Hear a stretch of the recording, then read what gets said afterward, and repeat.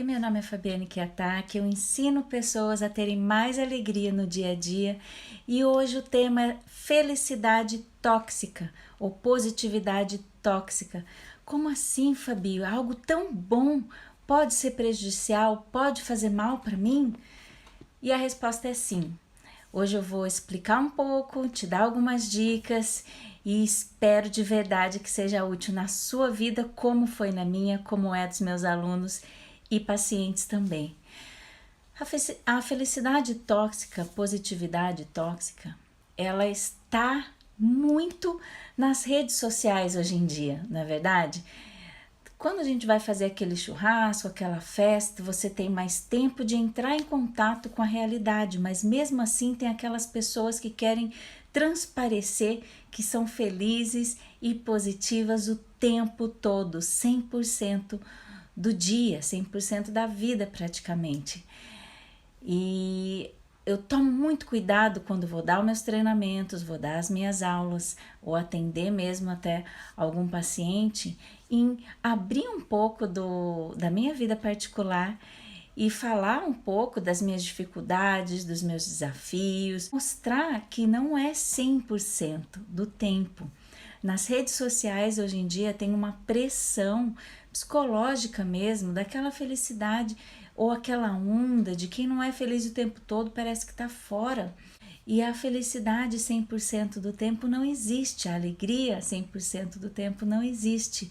É importante ter essa visão, ter esse filtro com as coisas que olham, principalmente os jovens, que eu sou da geração, né, que aprendeu a lidar com a internet, mas tem a geração que nasceu já com a internet, então tem mais dificuldade ainda, né, do que a minha geração de fazer esse discernimento do que é vida real e do que é vida virtual. Então é importantíssimo ter essa visão, porque se por acaso você procurar ou acreditar que existe pessoas que são o tempo todo positivas, o tempo todo felizes, a tendência é a gente se criticar, a gente sentir mal quando a gente está ou irritado, ou sentindo uma angústia, sentindo uma tristeza. Então, além de estar sentindo algo ruim, ou além de estar com aquilo perturbando pensamentos, sentimentos, ainda tem a crítica, poxa vida, eu devia estar bem. Então você soma.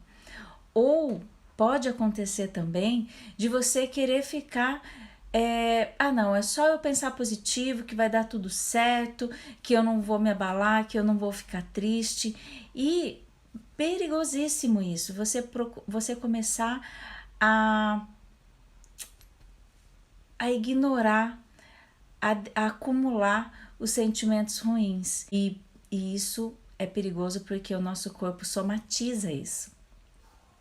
E aí vem os distúrbios. Então, assim, tem pessoas que empipocam o corpo inteiro em época que tá muito estressado.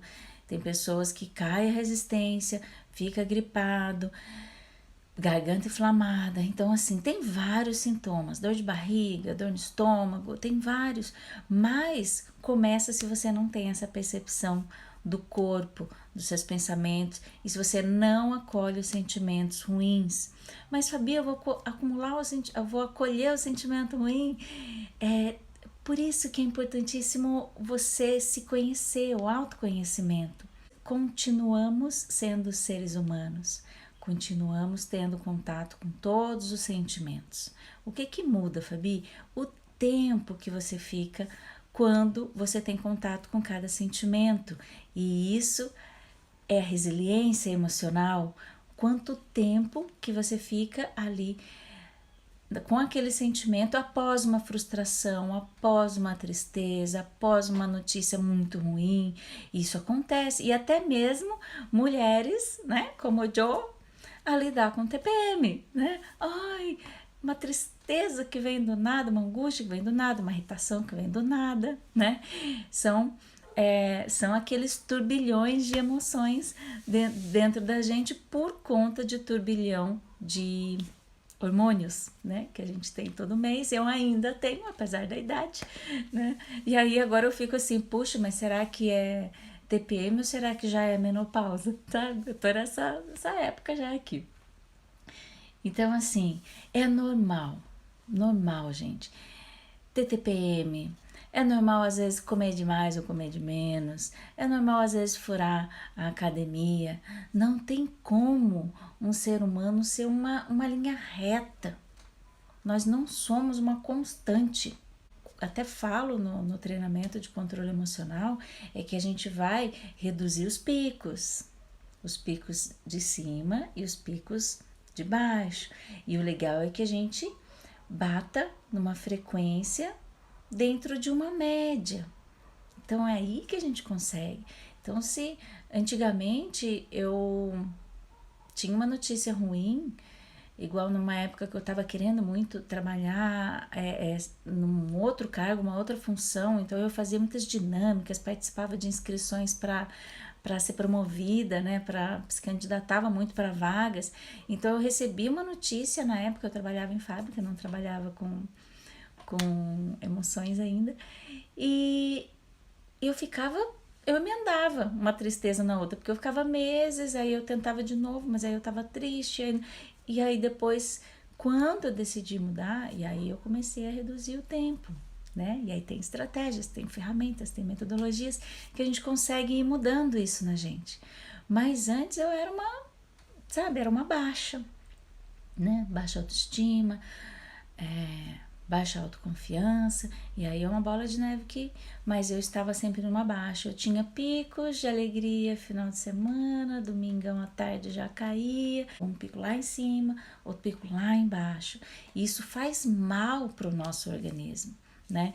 Se está acontecendo isso, faz mal, tem descarga de hormônios de mal-estar, intoxica o nosso organismo. Da mesma forma que ignorar os sentimentos, ficar guardando raiva, guardando emoção. Não, tá tudo bem, mas por dentro tá corroendo aquilo. Nossa senhora, que putz grilo, aquilo lá. Isso é extremamente tóxico para o organismo. Você tá com essa felicidade eu falo que é dos lábios para fora, né? Você não sorri com os olhos, você não sorri com o coração, é só da boca para fora, né? Você tá buscando essa felicidade todo dia, a positividade todo dia, mas tá ignorando seus sentimentos, não tá olhando para eles, isso é extremamente tóxico. Os dois jeitos são tóxicos, né? Você se manter nesse pico de alta ou de baixa e você tá acabando com o seu organismo, e você querer essa busca de estar alegre, feliz o tempo todo e ignorar os sentimentos é muito tóxico também para o organismo, merece cuidado, porque senão você tá acelerando, pisando no acelerador para um abismo que é muito perigoso. Então você pode desenvolver aí doenças como depressão, como ansiedade generalizada, crise de síndrome do pânico, enfim, porque não conseguir lidar com as emoções é extremamente perigoso. Então a gente não aprende isso na escola, não ensinam isso pra gente, como lidar com as emoções, como identificar, como gerenciar, como controlar, como aumentar a inteligência emocional. Não ensinam isso pra gente na escola, né? Então tudo bem se você de repente se identificou com algum exemplo que eu dei, porque não é o fim do mundo. Meu ponto de vista é que a clareza liberta, o conhecimento liberta. Então, se por acaso você identificou alguma oportunidade de melhorar, ótimo, porque quando a gente enxerga o que precisa, já é um primeiro passo para a gente começar a tomar a decisão para fazer a mudança, para fazer a transformação. Eu gosto de dar exemplos, então, exemplos recentes na minha vida. Quando começou a pandemia, a minha filha tava com muita saudade, óbvio, né, do namorado. E ela decidiu ir para lá, para casa. Só que não dá para ficar indo e voltando, porque lá tem a vozinha, que é da do grupo de risco, enfim, por vários fatores ela ia precisar ficar um tempo para lá e não para cá. Nossa, pensa num ponto fraco de uma mãe, é os filhos, no meu caso, né? Não precisa ser de todas as mães. E quando ela saiu, eu tudo bem. Primeiro eu tive que trabalhar tudo isso na minha cabeça, dela ir ficar pra lá, conversar e tudo mais, né? Teve toda a minha transformação aqui de aceitação para ela ir pra lá. E quando ela foi para mim eu senti muita tristeza. E aí sim, a Fabi de antigamente, quando ela estava começando o autoconhecimento, começando a estudar inteligência emocional, querendo ser mais feliz, mas depois de 20 anos, né? Eu, claro, óbvio, porque é a minha área, né? Eu trabalho muito com isso e trabalho em mim também. E aí ela saiu, bateu aquela tristeza. Nossa Senhora, chorei largado, como dizem, né? Chorei largado. E aí depois que acolhi o sentimento, né, de tristeza, aí ok. E aí eu tive o tempo para poder voltar no meu estágio. Então assim, acolhi o sentimento, coloquei para fora, né? E aí depois voltei e trabalhei com o meu SEI para voltar no meu estado. Poxa, ela tá bem, né? Tem muitas verdades aí e a gente vai escolhendo as nossas verdades que quer dar foco. Então ela está bem, a família é extremamente positiva, é uma família honesta, ética, tem muita coisa boa lá. O namorado dela é um querido, né? Eu confio muito nessa família, enfim. E aí voltou. Então assim, foi coisa de 20 minutos, 25 minutos para trabalhar isso. Coisa que antigamente ia me derrubar e ia estar em estágio de depressão, né? Eu já tive depressão, então assim, isso só ia potencializar o que eu tinha de ruim. E isso eu vejo muito, ensino muito os meus alunos ou pacientes, né? O tempo que aquilo te derruba, o tempo que você se permite. E aí já é uma dica preciosa, porque você está olhando para a sua resiliência emocional, né? Você está se conhecendo e ao mesmo tempo aumentando a sua resiliência emocional. Primeiro, para você aumentar, você precisa mensurar quanto tempo eu fico ruim quando acontece X, né? Teve um aluno da última turma presencial, né? Ai, quando a gente podia fazer treinamentos presenciais, que ele falou assim: Fabi, antes do treinamento eu explodia no trânsito, estressava com o trânsito, e isso acabava com o meu dia, porque eu já ia estressado trabalhar e isso já ia acumulando, acabava com o dia. Depois do treinamento de controle emocional, depois que a gente fez o treinamento, isso dura poucos segundos, poucos minutos, e eu já fico bem, já volto ao meu estado normal. Excelente. Não é fingir que tá tudo bem. Acolhe e volta. Antes, um dia inteiro. Depois, poucos minutos. Excelente. Mediu. Excelente. E assim, o que te derruba hoje? Né? Quanto tempo você fica? A Fabi de antigamente ficava meses, depois semanas, depois dias e depois horas, triste porque não tinha conseguido a promoção. Mas a partir do momento que eu medi, que eu estava sempre em constante chateação, tristeza, irritação porque eu não conseguia a promoção, eu falei, puxa, é um ad eterno. Então tá, deixa eu medir, deixa eu procurar voltar a ter um bem-estar.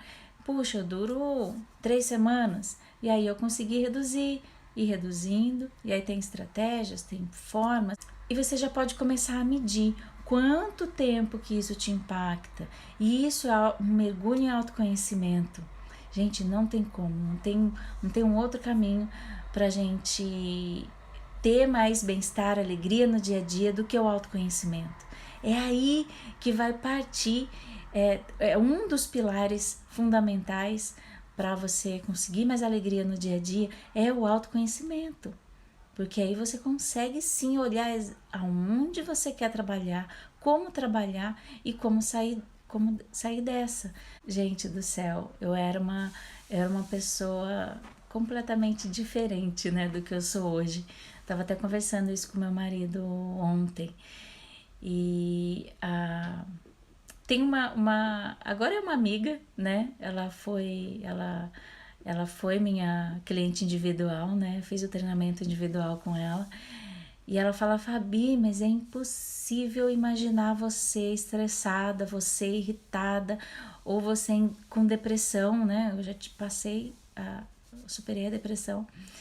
E ela fala: você parece uma fadinha né, que ajuda a gente e tá sempre bem.